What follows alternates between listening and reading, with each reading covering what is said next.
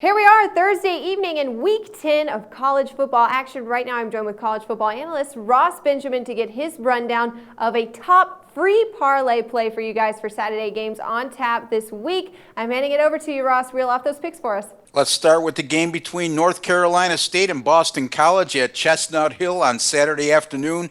This is a Boston College defense, Megan, that should sue for lack of support against their offense.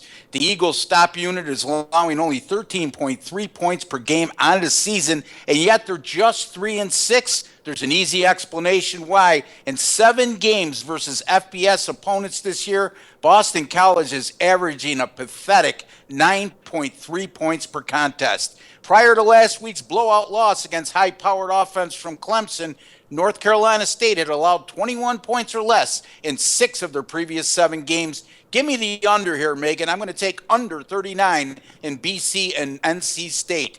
Let's go out to the Pac-12. Utah visits Washington on Saturday evening, 7:30 p.m. Eastern Time. This marks the second time in the last 3 games that number 13 Utah is an underdog against an unranked team. How'd they do the first time? Not too well. They lost at USC 42-24 as a 6.5-point dog. Washington's coming off an impressive 49-3 lambasting of a very decent Arizona team. And speaking of USC, Washington beat them on the road earlier this season, 17-12. I'll take Washington minus 1.5 over Utah. And finally, let's go to the SEC. Arkansas at Ole Miss Saturday afternoon. Big time revenge for the Rebels. They were ambushed last season on the road at Arkansas, 30-0. This is an Ole Miss team that's lost twice this season. Both have come on the road, and both came versus nationally ranked opponents. This week, they're facing neither. Arkansas is far from a nationally ranked opponent, and they're at home this go around.